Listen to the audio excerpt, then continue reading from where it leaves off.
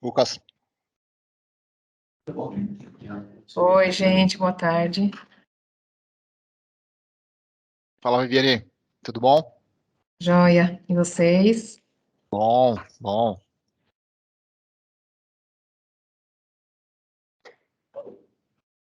Viviane, só um teste aqui. Isso, podemos. Hora Se dos eu, testes mesmo. se eu precisar projetar, Eu, Lucas, você e Folino estamos como apresentadores, então deveria conseguir. Vamos testar. vocês conseguem ver o meu slide. Sim? Sim. Perfeito.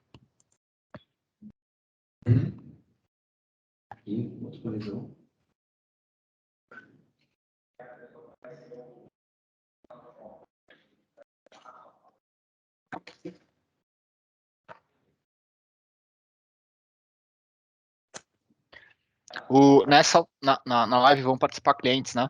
Também. Sim, Sim. principalmente.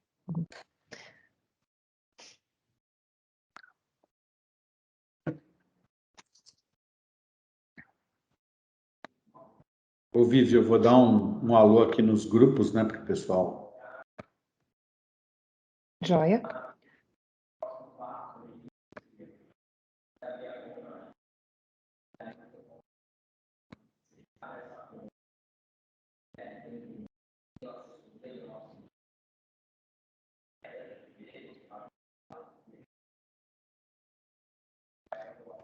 Muito interessante. E aí, pessoal? De bolsa, Tudo bom, Folino? Boa tarde. Oi, Folino. joia. Tudo certo. Vivi, você consegue me mandar o link só para eu distribuir aqui para os Nossa, grupos da estamos Manchester? pensando. Estamos pensando a mesma coisa. Eu só quero. Fala, Folino. Fala, Lima, tudo bem? Tudo bom? Composta por ações, né, e títulos públicos, para que você tenha essa isenção.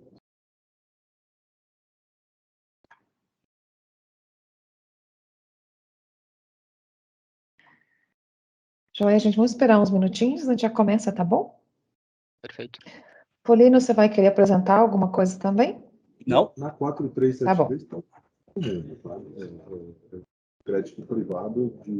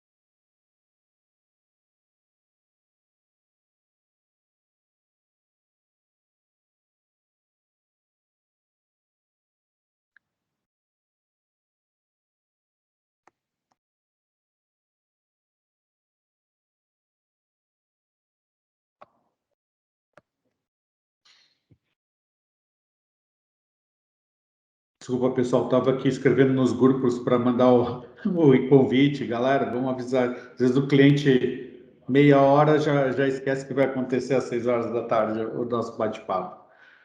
Vamos lá.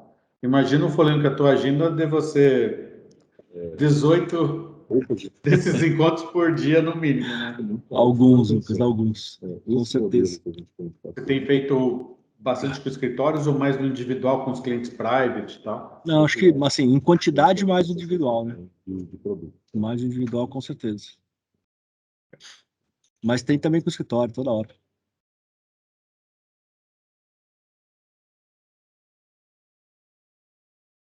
Acredito que as demandas de dúvida devem estar super altas, né, Folino? Porque na prática é o assunto meio que do momento, né? A gente precisa ver como é que isso vai andar agora no Senado aí. Mas as pessoas se preocupam, né, com esse assunto, porque acaba mexendo em Sim. bastante coisa. Então, A gente tem que estar preparado. Né? É o que a gente estava falando por aqui, né? Não tem quem não vai se preocupar. Todo mundo vai ser afetado, né? Esse é o ponto. Verdade. É bem por aí.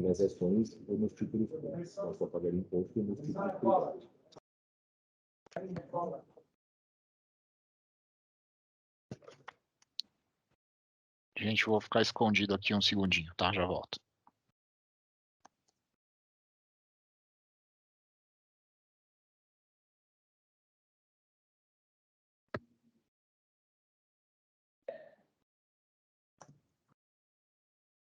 Vivi, você está cuidando ali da parte técnica com o Daniel, ele vai dar o ok? Como é que a gente vai saber quando está ao vivo? Na verdade, a gente já vai não está integrado com o YouTube dessa vez, eles vão postar depois. Tá? Então, ele está gravando. O Daniel e o Matheus estão cuidando aqui, sim.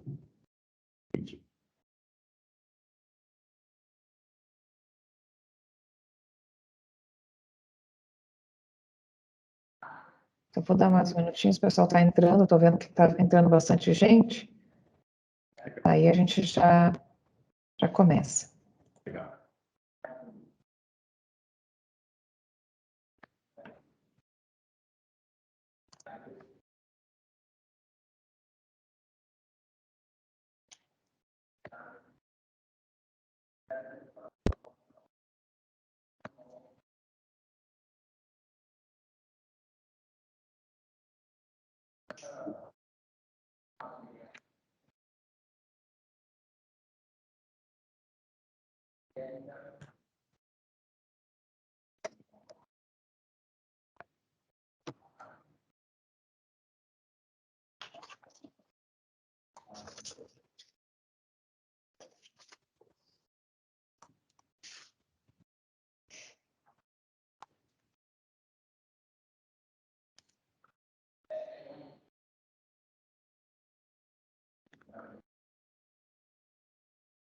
Boa noite às pessoas que já estão entrando. Vamos aguardar mais uns minutinhos aí para pessoal. 6 horas da tarde, geralmente o pessoal está desplugando de escritório e entrando aqui prestando atenção na nossa live. Então, já estamos aí se aproximando de 100 pessoas. Vamos aguardar mais uns 2 ou 3 minutos.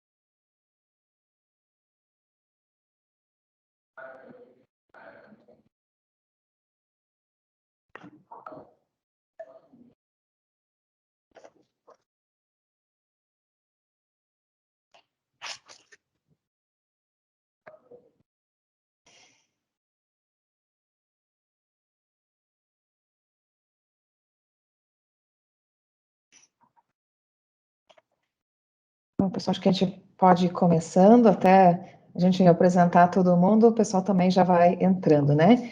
Então, pessoal, muito boa noite. A gente está iniciando, então, mais uma live exclusiva aqui da Manchester Investimentos, trazendo hoje um tema que foi sugerido e solicitado muito pelos nossos clientes, né?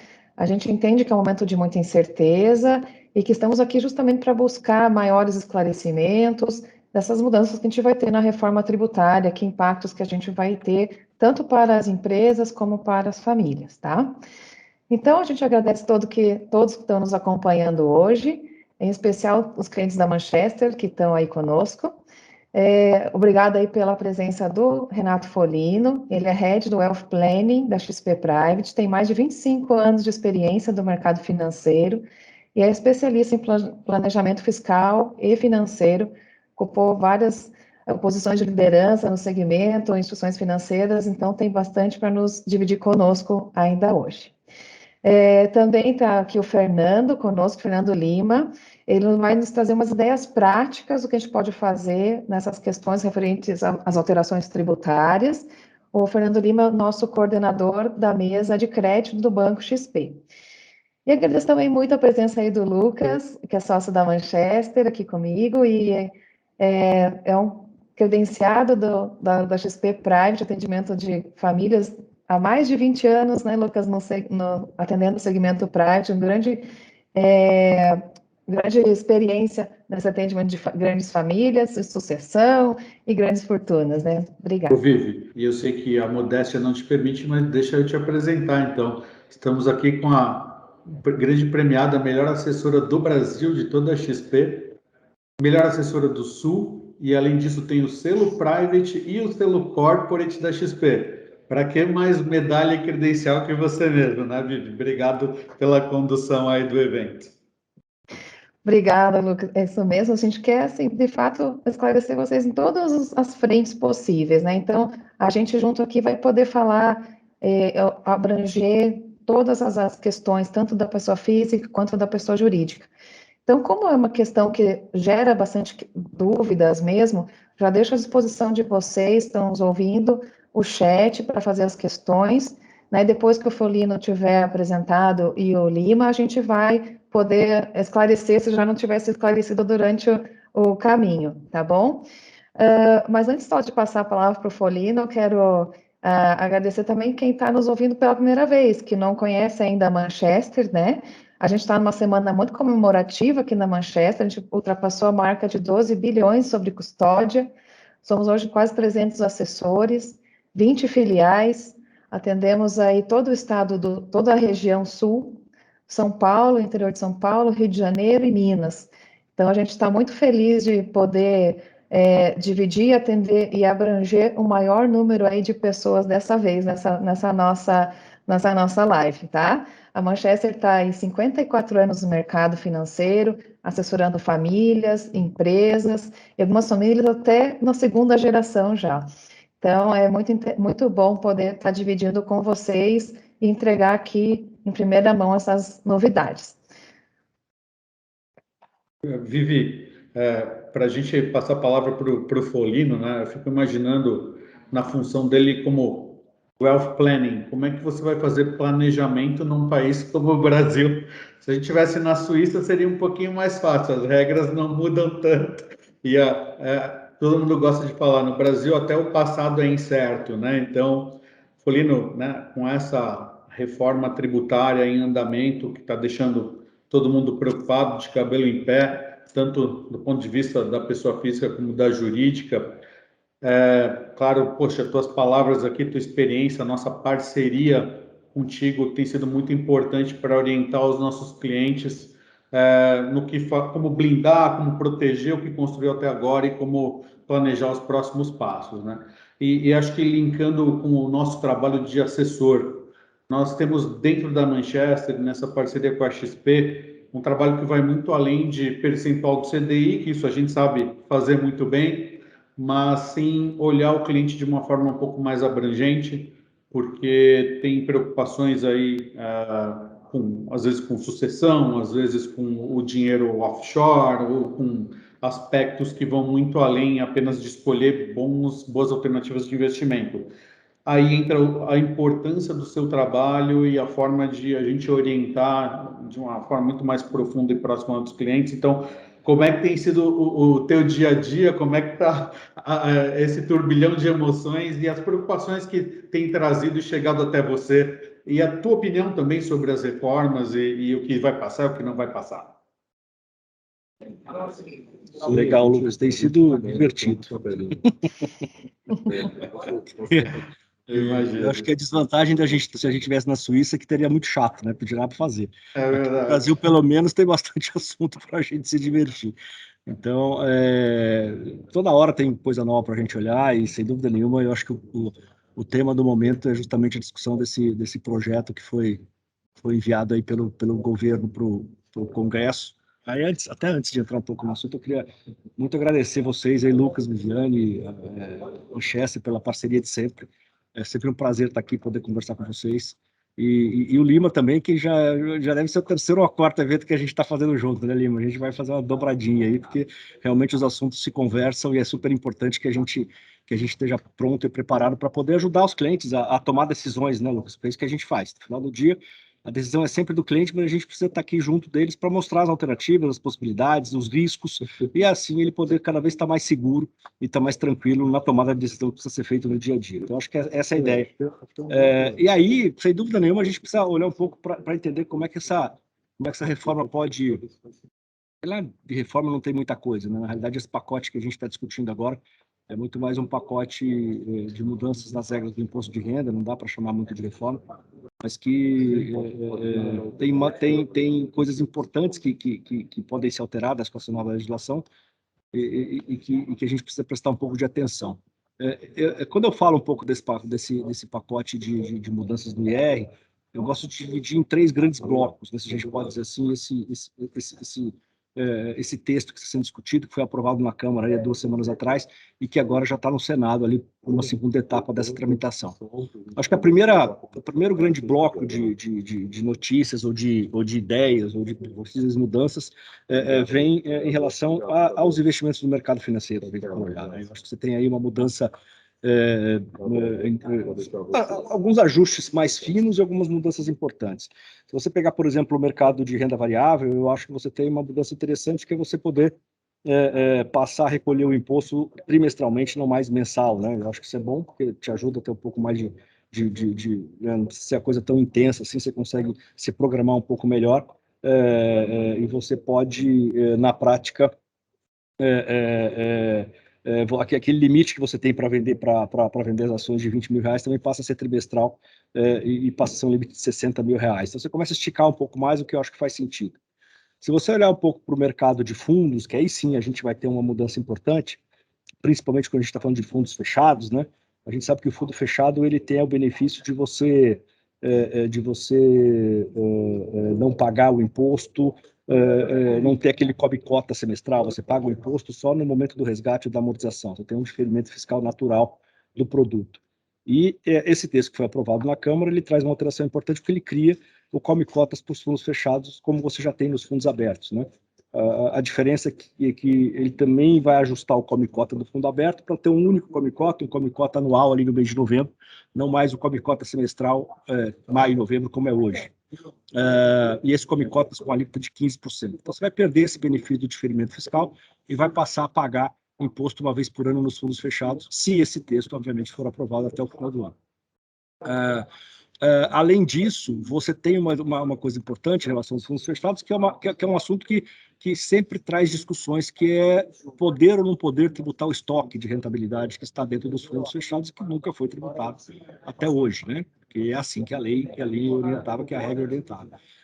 Na verdade, eu acho que sempre existiu a possibilidade de você judicializar essa discussão, porque isso não é muito claro se você consegue mudar a regra para trás ou não, ainda que no Brasil tudo isso é possível, mas do ponto de vista jurídico você sempre tem uma discussão se é possível ou não você fazer isso. O que aconteceu é que o governo, ou nesse texto que foi aprovado agora na Câmara, você tem a possibilidade de pagar o imposto sobre o estoque do fundo fechado com uma alíquota muito menor que os 15%, né, com uma alíquota de 6%.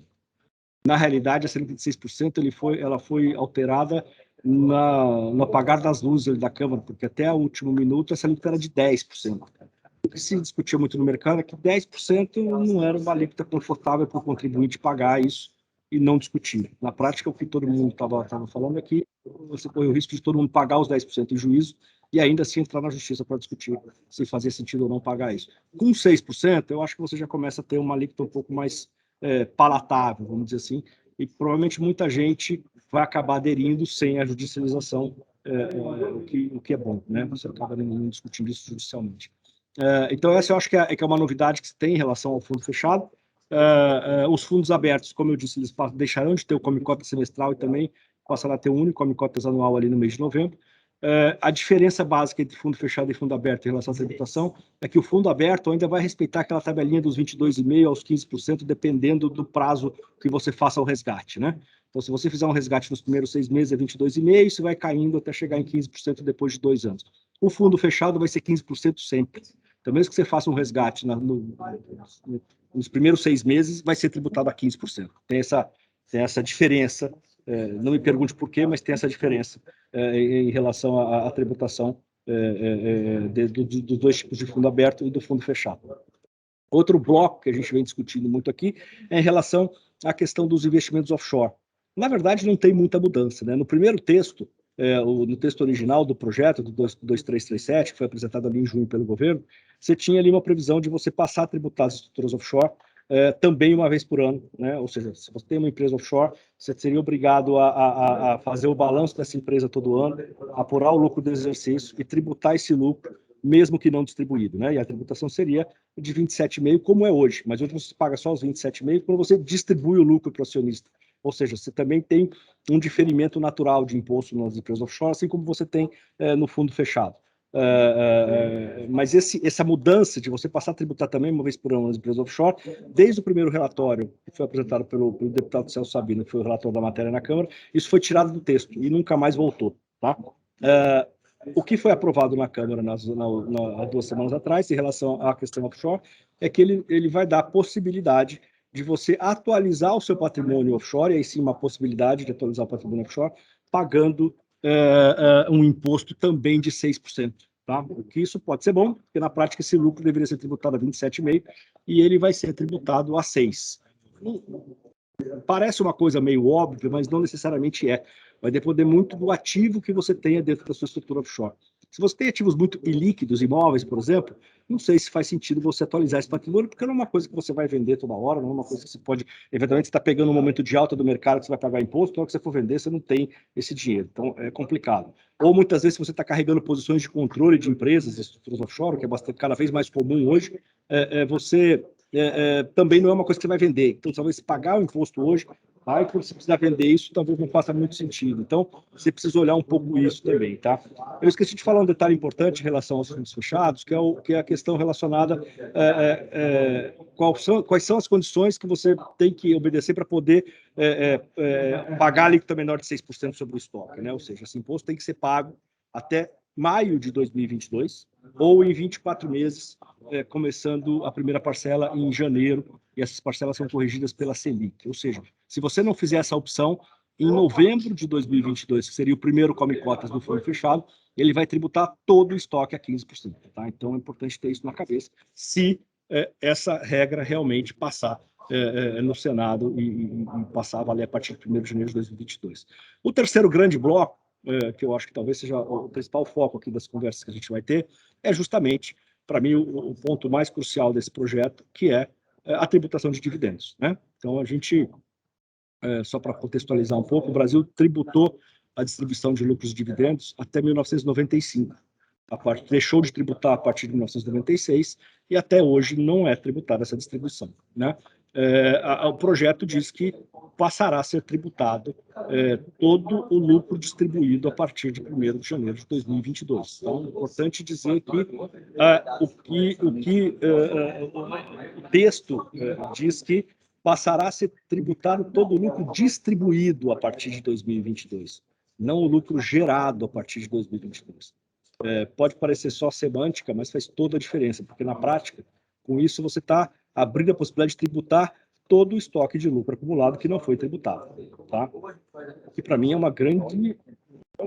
problema sério, porque na prática esse lucro já foi tributado na empresa, pagando um imposto de 34%. Então, além de pagar 34%, você vai pagar mais 15% para distribuir, porque é isso que foi aprovado na Câmara. Na realidade, a alíquota de tributação, na prática, o projeto foi aprovado com uma alíquota de 20%, mas no dia seguinte você teve uma votação de alguns destaques, e um dos destaques dizia em você diminuir essa alíquota de 20% para 15% e acabou sendo aprovado. Portanto, o texto que foi aprovado na Câmara numa tributação de dividendos com uma alíquota de 15%. Tá?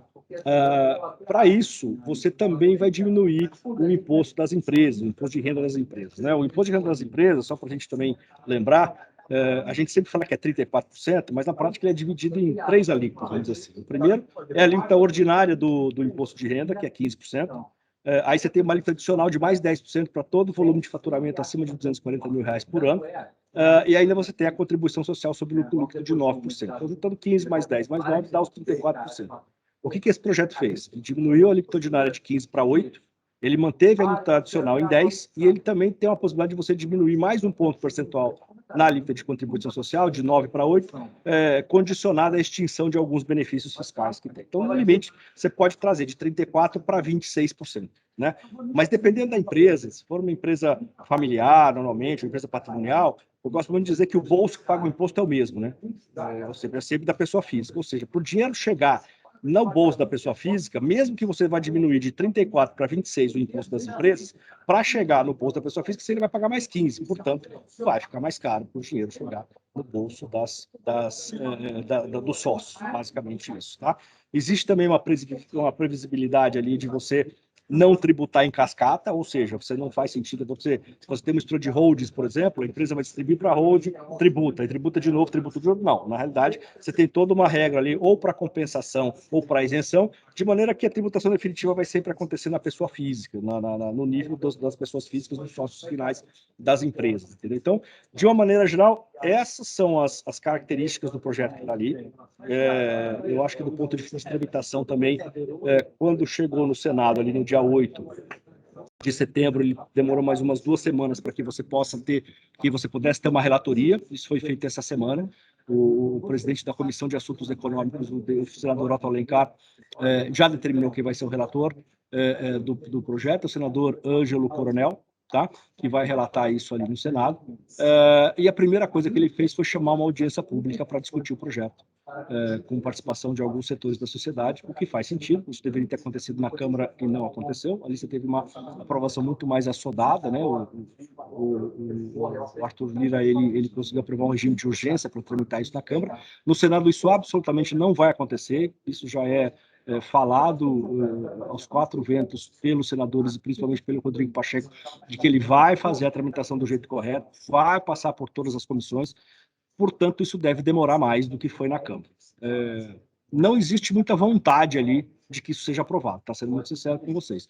Os senadores defendem muito mais a aprovação da PEC 110, que é o projeto do Senado referente à reforma tributária, que, na palavra dos próprios senadores, já está um projeto muito mais maduro, já foi muito mais discutido ali, já faz mais de 2 anos que essa PEC está ali sendo discutida, então estaria mais pronto para votação. Mas não dá para garantir que isso não vai passar, né? Brasília, a gente não dá para garantir absolutamente nada. Só para lembrar, antes de aprovar esse projeto na Câmara, na semana anterior, ele foi tirado da pauta, vocês lembram disso? E uma semana depois, o projeto estava aprovado. Então, vamos acompanhar. O que eu acho que, assim, o entendimento e a percepção que a gente tem é que uma coisa que a gente pode dizer é que a tramitação no Senado vai ser diferente da Câmara. E o ambiente político no Senado em relação ao governo é diferente do que você tinha na Câmara. Se isso faz com que a gente possa garantir que isso não será aprovado, absolutamente não dá para falar isso. Até porque a gente tem aí pressões do governo em relação a você ter dinheiro para pagar o Bolsa Família, a você ter o dinheiro para pagar os precatórios. Então, assim, vai ter muita pressão para que esse projeto seja aprovado, sim. E aí a gente vai entender como é que isso vai ser conduzido ali pelo Senado. Tá? A gente precisa perceber um pouco isso. Claro que também o tempo não para, né? Ele vai continuar andando. E esse ano é um ano muito curto do ponto de vista legislativo, porque você tem a eleição ano que vem. Então, o que a gente imagina é que chegou ali em outubro, talvez começo de novembro, o Congresso já começa meio que tocar a bola de lado para esperando o ano que vem. E se isso não for aprovado esse ano, eu acho muito difícil que o ano que vem se aprove, porque aí sim, o ano que vem é um ano eleitoral, e isso deve ficar para o próximo governo. Mas, de novo, são expectativas, não dá para dizer, não dá para cavar em pedra, muito pelo contrário, de que isso não vai ser aprovado ou que vai ser aprovado. Vamos acompanhar como é que são essas discussões, a gente tem sempre voltado aqui com vocês, com cartas, com vídeos, com informações, justamente para poder a gente ficar sempre para e passo com o que está acontecendo ali, e aí sim tomando as decisões que precisam ser tomadas em relação a essas questões. Eu acho que tem muita coisa que a gente não adianta sair fazendo, vou desmontar meu fundo exclusivo porque vai ser tributado. Para quê? Se você vai ter a possibilidade de pagar o imposto de 6% a partir de janeiro, por que você vai desmontar hoje e pagar 15%? Espera. Porque se for aprovado, você vai pagar 6%. Então, não faz sentido desmontar agora. Então, coisas assim são importantes que a gente comece a olhar isso.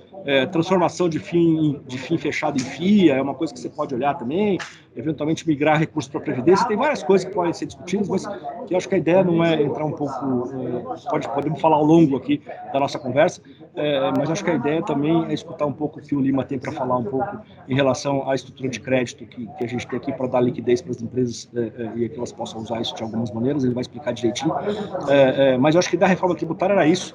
E vamos conversar aqui. Acho que vai ter algumas perguntas aqui para a gente responder ao longo da conversa. Você está no mudo, Lucas. Desculpa. Obrigado, Folino. Você trouxe aspectos técnicos super relevantes. Se você pegar a primeira versão do texto, comparar com essa, já está bem mais soft. Eu imagino que... Também não estava para piorar, né, Lucas? Pois é. Pelo que dizem, a primeira versão, acho que nem nos melhores dias a oposição sonharia com algo tão maquiavélico. A impressão que você tem é que eles demoraram 2 anos para apresentar o projeto e fizeram na noite anterior o projeto. Foi isso. Sei lá.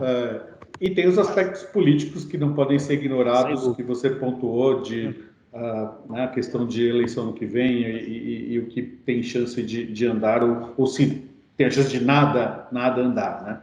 A Vivi está mediando aí as perguntas, Vivi, certamente você tem alguns pontos para colocar para o Folino e para o Lima também, fica à vontade. Obrigado por enquanto. Sim.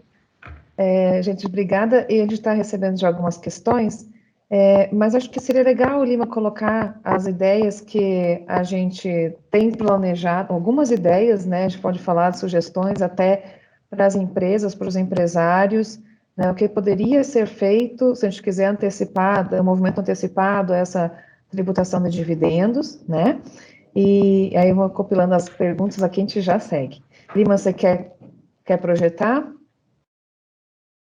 Poxa, primeiramente, obrigado aí, Viviane, Lucas, pela oportunidade de apresentar aqui um pouco do Banco XP, Folino, meu parceiro aí de lives, e queria introduzir o Banco XP, porque apesar da XP ter um nome aí de longa data já, o Banco XP foi criado em meados de 2019, né? E qual foi, a princípio, a concepção? Então, a ideia do banco atual é ter a estrutura, né, a coluna vertebral baseada no produto que a gente chama de cash call. Isso nada mais nada é do que usar os ativos que são custodiados aqui como garantia de operações de crédito.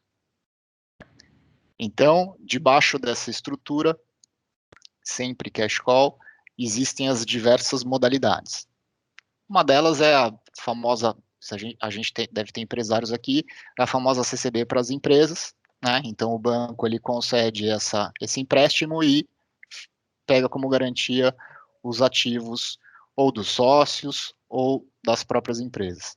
Debaixo dessa estrutura, as diferentes modalidades, CCB, a gente tem a CPR para produtores rurais, a gente tem o produto não caixa, que a gente chama como fiança, stand-by, né, para os compromissos offshore, sempre debaixo desse mantra do cash call, usando os ativos custodiados aqui como garantia.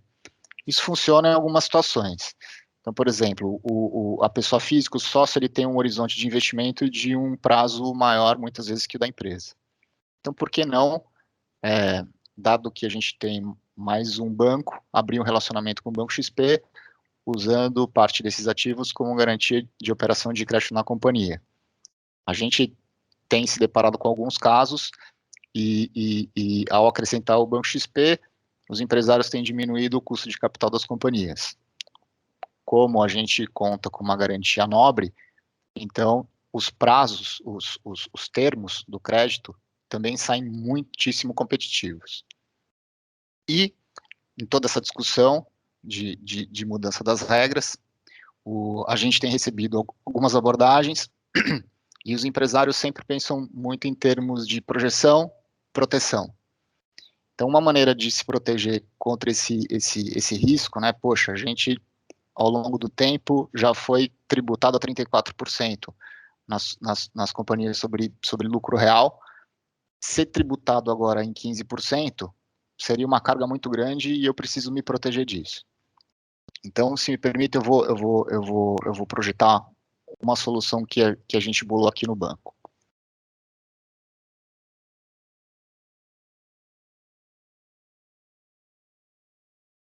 Vocês conseguem ver minha tela? Sim.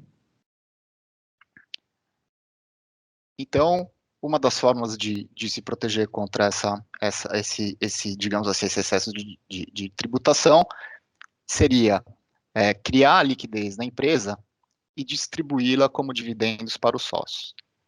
Então, quando a gente pensou nesse produto, a gente partiu do pressuposto que as companhias não podem sacrificar seu caixa como pagamento de dividendos. Geralmente, o caixa é usado na atividade das empresas, né? A empresa, geralmente, ela gasta hoje à vista e ela recebe a prazo dos seus clientes, né? Tem o tempo de estoque, o tempo de processar, então todas as empresas quase precisam de capital de giro.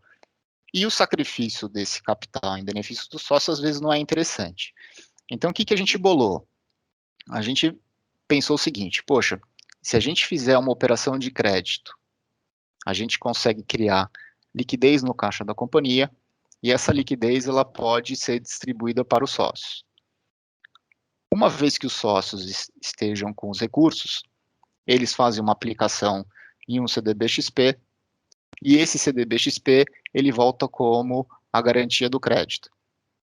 Então, basicamente, a gente se protegeu contra esse excesso de tributação, né, e distribuiu esses recursos para os sócios. Sim, o sócio ele fica investido no CDB pelo prazo da operação de crédito. Assim que a empresa amortiza, termina de pagar o crédito, essas garantias são liberadas e os acionistas podem gozar dos recursos à vontade.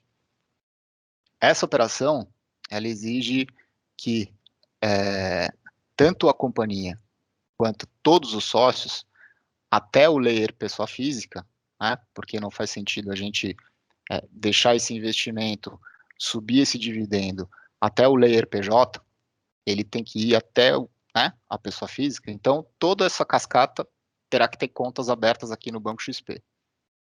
Por quê? Porque isso é tudo feito ao longo do dia do desembolso da operação.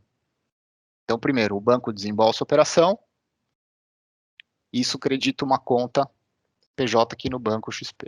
A gente coleta os recursos dessa conta e transfere para as contas dos sócios aqui no banco.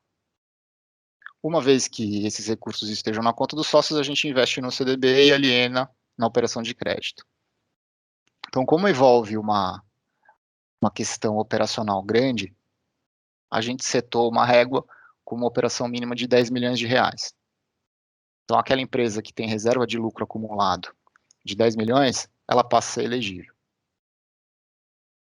A gente traçou aqui um conjunto de propostas que vão de vencimento de 1 a 5 anos, para que também a companhia tenha tempo, né, de poder gerar o resultado para a liquidação da dívida.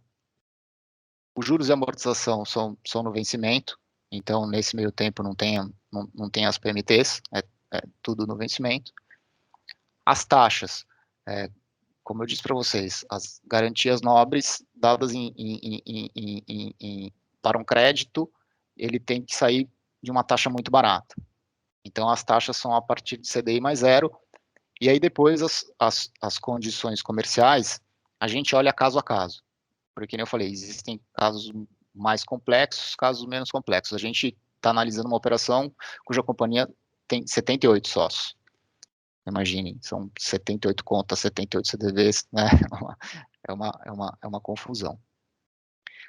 O investimento vai ser num CDB, no mesmo prazo da operação de crédito, remunerado 100% do CDI. E, como eu falei, todo mundo tem que ter a conta aberta aqui conosco.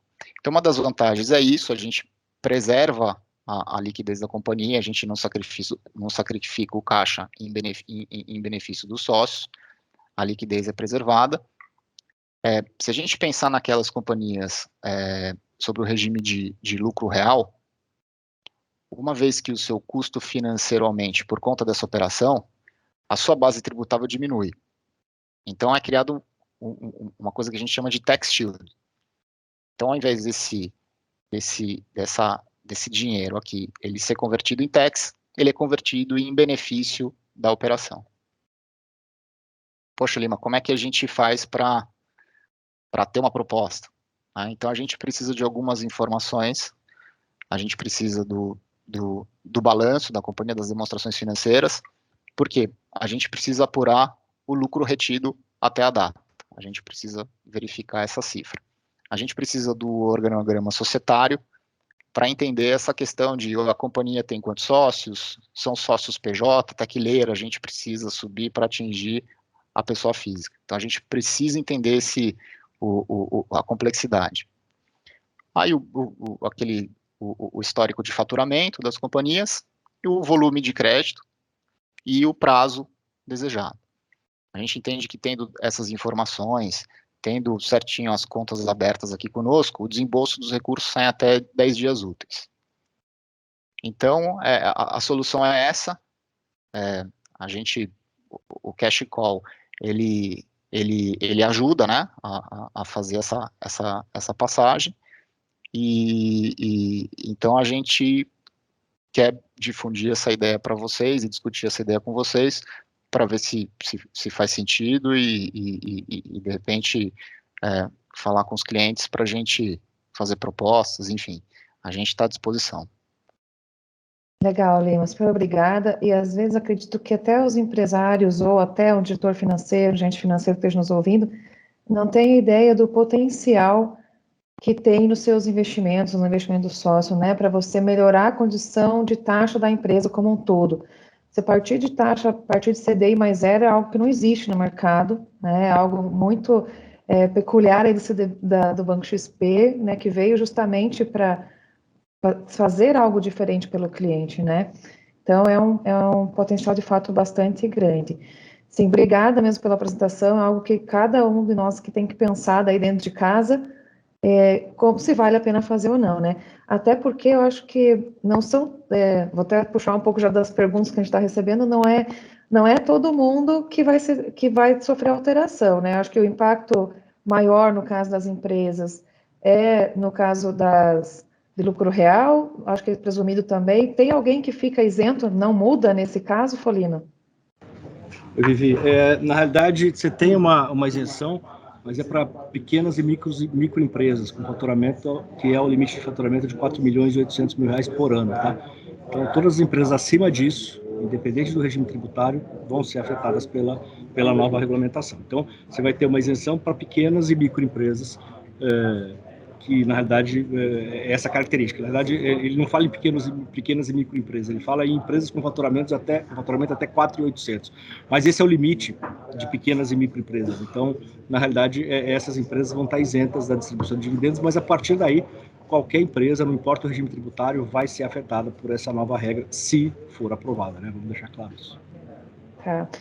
Obrigada. E aí, assim, olhando o que o Lima colocou como uma solução, eu tenho conversado com alguns empresários que se preocupam de estar fazendo uma operação assim e sofrerem algum questionamento depois da Receita por estar distribuindo dividendos agora, né, e tomando crédito para isso.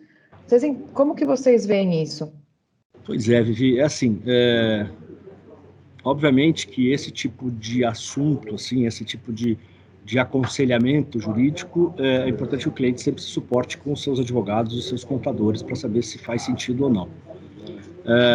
Risco da Receita autuar é sempre muito difícil da gente medir, né? Porque na prática, mesmo que não seja uma coisa que faça sentido, você não garante que a Receita não vai autuar ou não. Eu acho que o que é importante é você tá muito calçado em relação ao que é possível, porque na verdade, se você precisa, você pode, né? Vamos imaginar o seguinte, que você não tivesse essa possibilidade de mudança da lei a partir do ano que vem, tá? Eu posso tomar um empréstimo para distribuir dividendos? Posso. Não tem nada de legal nisso, eu posso fazer isso a hora que eu quiser. Aliás, muitas vezes a gente aqui fala, né, que não faz muito sentido você carregar o dinheiro na PJ, porque tem uma tributação maior dos investimentos financeiros, então o ideal seria que você pudesse, se possível, já distribuir isso, independente de reforma tributária, né? Então, ou seja, esse movimento já é possível hoje. Tem muita gente que se preocupa, porque a Receita está dizendo que vai tributar, então, portanto, ela pode... Então, ela está dizendo que ela vai tributar, a partir de janeiro de 2022. Ou seja, se o lucro for distribuído antes de janeiro de 2022, não tem como tributar. Então, eu acho que essa é a questão. Então, tecnicamente, você tem defesa em relação a tudo isso que você vai fazer, mas eu acho que você tem jeitos e jeitos de fazer do jeito correto, para também não ficar se expondo desnecessariamente. Mas, de novo, eu acho que é super importante para o cliente, antes de tomar qualquer decisão em relação a isso, se suportar os seus assessores jurídicos, né? Desde um advogado tributarista, os seus contadores, para entender o que ele pode fazer, quais são os riscos que ele corre, porque cada situação é uma situação, Vivi. Você tem empresas que estão mais preparadas para fazer isso, tem empresas que não, você tem empresas onde o risco é maior, tem empresas onde o risco é menor, então você tem várias situações. Então, eu acho que de uma maneira geral, você tem defesa para tudo isso que nós estamos falando aqui, tá? Agora, é super importante que os empresários e os clientes aqui se suportem dos seus assessores jurídicos antes de tomar essas decisões. Vivi, eu queria fazer uma pergunta para o Fernando Lima. Nós falamos aqui da possibilidade de essa operação de crédito super inteligente, me parece, e aí daria tempo da empresa gerar lucro para pagar o quitar o empréstimo no prazo de até 5 anos. Entretanto, existem muitas empresas que têm bastante dinheiro em caixa, que estão super capitalizadas. E aí, de que forma vocês enxergam a possibilidade de ela distribuir até muito mais do que ela gostaria, vamos dizer assim, e aí a gente consegue fazer uma operação usando o dinheiro distribuído para os sócios como garantia para recapitalizar a empresa, vamos dizer assim, isso seria algo viável? Olha, precisam pensar, hein? Mas assim, a ideia é, essa operação ela vem para não afetar a liquidez, tá? Se a companhia tem liquidez, eu acho assim, ela tem que distribuir. É como o Folino falou, o dinheiro investido dentro da empresa, ele é tributado numa alíquota pior. Então, vamos distribuir. Mas geralmente os casos que a gente percebe aqui é isso, viu, Lucas? É a empresa que precisa do capital para financiar suas atividades, né? A folha de pagamento, o aluguel, fornecedores, eles pagam na frente. E aí isso ainda passa por um processo, gasto de insumos, e ainda o cliente pede para dividir em pagar em 30, 60, 90. Então, sempre há esse gap de liquidez. Então, o nosso combo, que a gente chama assim, é essa preservação. É poder evitar o risco sem sacrificar o caixa. Perfeito, obrigado. Aí, assim, gente, assim que hoje a gente tem várias formas, né, que são adequadas e que as empresas deveriam fazer, como eu disse, falei, de acordo com cada seu tamanho, com a sua estrutura, é muito específico de cada família, inclusive, que já fazem essa gestão, esse planejamento, né, fiscal. Com a reforma, você acha que tem alguma dessas ferramentas que deixam de fazer sentido, como, por exemplo, um fundo exclusivo, alguma estruturação que depois da reforma não teria mais sentido de fazer? Desculpa, estava no mudo aqui. Vivi, assim, num primeiro momento, né, a gente tem sempre a tendência de dizer, agora vai pagar imposto, eu vou jogar fora esse negócio. Eu não acho que a coisa seja tão óbvia assim, né? Principalmente olhando a questão do fundo exclusivo, como você colocou, eu acho que é um excelente exemplo. Mas eu tinha o diferimento fiscal, agora eu não vou ter mais, vou ter que pagar imposto uma vez por ano, portanto, eu vou desmontar a minha estrutura. Ok, vamos pensar aqui. Se você desmontar a estrutura, o que você vai fazer com o dinheiro de renda fixa que você tem? Renda variável, você até pode montar um fundo de ações, né, exclusivo, ok? Porque o fundo de ações, o FIA, em tese, não vai ter mudança, ele vai permanecer com o benefício do diferimento. Mas e sua posição de renda fixa? Você vai carregar na conta, na carteira, não podendo compensar lucros e prejuízos, tendo que ficar pagando imposto para você resgatar alguma coisa? Não, mas eu já vou pagar imposto. Bem, mas você vai pagar uma vez por ano. Ele vai continuar permitindo que você organize o teu investimento financeiro, principalmente de renda fixa. Você vai compensar lucros e prejuízos, coisas que na conta da pessoa física você não faz. E você vai manter a possibilidade, principalmente nos fundos fechados, que é o foco aqui da discussão, de pensar no seu planejamento sucessório, né? Não esqueçamos que você consegue hoje, com o fundo fechado, tem um instrumento muito poderoso de planejamento sucessório, que é para doar cotas para os filhos, se eventualmente fizer sentido. Então, a gente usa muito isso para a sucessão. Isso não vai acabar. Então, eu acho que o primeiro susto é sempre complicado, né? Agora acabou tudo. Mas vai ter que ser de novo olhando caso a caso. Não acho que seja uma estrutura para jogar no lixo. Eu acho que ele vai continuar tendo, por exemplo, seus encantos. Eu gosto muito de dizer uma coisa também, Vivi. A hora que tudo passa a ser tributado, que você não tem mais essa arbitragem fiscal, vamos dizer assim, isso aqui é tributado, isso aqui não é tributado, a questão tributária ela sai da mesa, né? Na hora de você tomar a decisão. Se tudo é igual, não é mais diferença de nada. Eu vou começar a olhar outras coisas. Quando você começa a olhar outras coisas do fundo fechado, ele continua tendo coisas interessantes. Então, de novo, a gente vai precisar sempre olhar com muita cautela e com muito cuidado o que é possível fazer. Já chegamos a discutir aqui uma coisa interessante, e eu acho que assim, uma coisa para mim vai fazer sentido.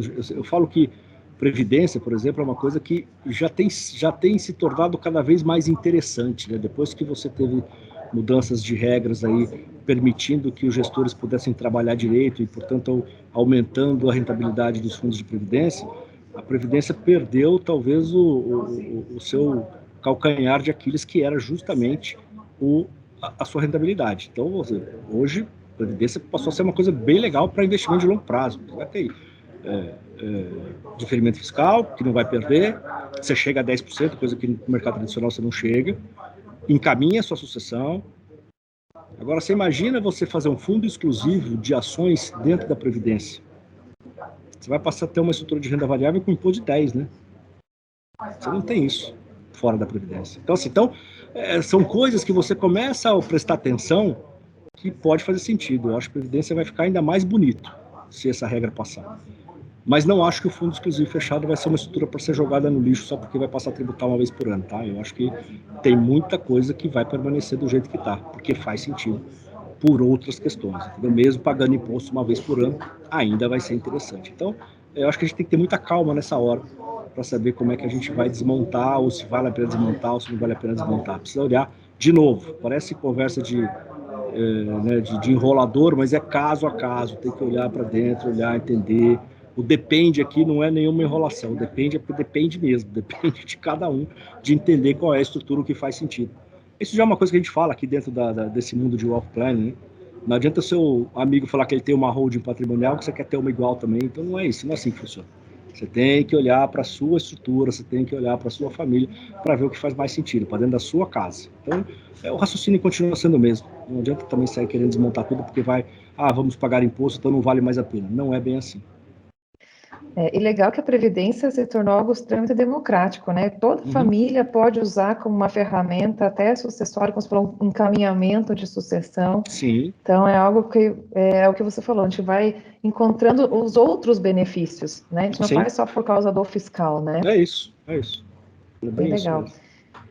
Tem só quero só complementar aqui que tem uma dúvida que eu acho que já foi falada, mas sobre a alíquota que vem para os fundos fechados, de 6%, é sobre o ganho financeiro acumulado, não sobre o estoque do fundo. Não. Sempre, né? Estoque de ganho, tá, Vivi?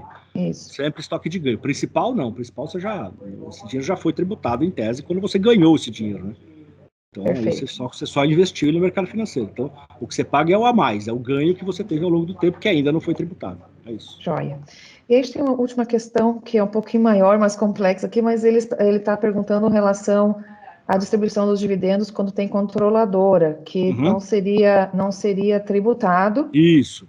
Né? E daí, nesse caso, também, juntando aqui com a questão do crédito, se tem controladora, se teria sentido fazer aquela operação, se teria que ir até o final lá na pessoa física.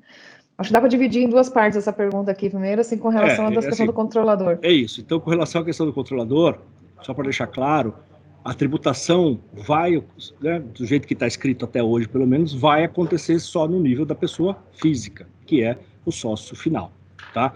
Se você tiver uma empresa que tem uma controladora, que tem uma holding, que tem outra, em tese, você vai ter mecanismos ali, ou de compensação, ou dependendo do tipo de empresa, você vai ser isento. Então, assim, no final das contas, só para não entrar numa questão mais técnica, não vai ter bitributação. Você não vai tributar na holding para depois tributar na outra, para depois tributar na outra. né? Então, na realidade, quem vai pagar esse imposto no final do dia é sempre a pessoa física. Você vai passar, o lucro vai ser distribuído por uma controladora sem imposto, ou ela vai poder repassar para a holding ou direto para a pessoa física e compensar o que ela já recolheu. Então, assim, no final do dia, a última tributação é da pessoa física, que essa não tem como compensar. Então, ou seja, no final do dia, é o sócio pessoa física que vai pagar. Na realidade, vai pagar, mas o modo de você arrecadar, se não me engano, isso é uma coisa que eu não lembro, se é fonte, eu acho que é fonte. Na realidade, vai reter, a própria empresa vai reter antes de distribuir, mas no final das contas, quem vai pagar esse imposto é sempre a pessoa física. Você não tem risco, pelo menos no texto que foi aprovado até agora, e não acho que isso vai mudar, porque não faz sentido nenhum, não tem risco de você ter bitributação. Toda vez que você distribui, pagar 15, pagar 15, pagar 15, não é isso. Tá? Você vai pagar 15 uma vez só. Joia. E aí o caminho do crédito, quando a segunda pergunta aqui, a continuação, seria o mesmo, né, Lima? Ele vai precisar transferir todos os recursos até a PF, e lá na PF que seria feito o CDB, para daí liberar na pessoa jurídica ou inicial ali, ou seria alguma do caminho, do controlador, como seria isso daí? Não, o recurso ele caminha até a pessoa física, então ele passa pelas diferentes estruturas até a pessoa física. Daí a garantia ela é constituída a nível pessoa física em uma operação na pessoa jurídica. Então, a operação de crédito é da pessoa jurídica, as garantias são de todos os sócios, pessoas físicas. Tem que chegar até na PF, né? Essa é a regra. Sim. Tá, aqui só me perguntaram qual é o IOF do crédito com a regra nova. É que não está aprovada ainda a mudança do IOF, né? A mudança já está válida, então se a gente analisar uma operação de um ano, ela foi de 1,88 sobre o valor bruto do crédito para 2,42. Então, a majoração começou a valer a partir de segunda-feira agora. As empresas que fazem a CCB, elas pagam esse IOF, mas aquelas empresas que são produtoras rurais ou que fazem o primeiro beneficiamento, uma empresa têxtil, por exemplo, ela compra direto o algodão dos produtores e ela faz o beneficiamento desse algodão. Então, essas empresas elas são elegíveis a emitir CPRs. E as CPRs elas são isentas do IOF. Tá? Outras modalidades isentas, a gente não considera por conta do carimbo do recurso. Tá? Então, se a gente falar das operações de trade finance, que também são isentas de IOF, elas não entram nesse combo, porque geralmente esse recurso sim é carimbado ou para um adiantamento de uma exportação ou algo do tipo. Tá? Ok, ótimo. Gente, eu acho que de perguntas que nós recebemos, respondemos todas. Né? Agradeço muito a explicação, o tempo de vocês aqui conosco foi muito bom. Né? Quero deixar aberto, se vocês quiserem comentar alguma fala final, fiquem super à vontade. E já estamos, de novo, muito agradecidos pela presença de todos aí também. Eu só queria agradecer de novo, um grande prazer estar aqui com vocês todos, com vocês três e com todos os nossos, toda a audiência nossa aqui. Espero que o pessoal tenha aproveitado bastante. Eu acho que a ideia agora é acompanhar como é que essa tramitação vai andar ali no Senado. E de novo, né, se isso for aprovado esse ano, passa a valer, para que possa passar a valer a partir de 1º de janeiro, tem que ser aprovado esse ano. Então, vamos acompanhar, e novidades a gente vem sempre trazendo para vocês aqui, e aí sim a gente poder tomar decisões aí que precisam ser tomadas. Obrigado de novo mais uma vez, e foi um prazer estar aqui com vocês.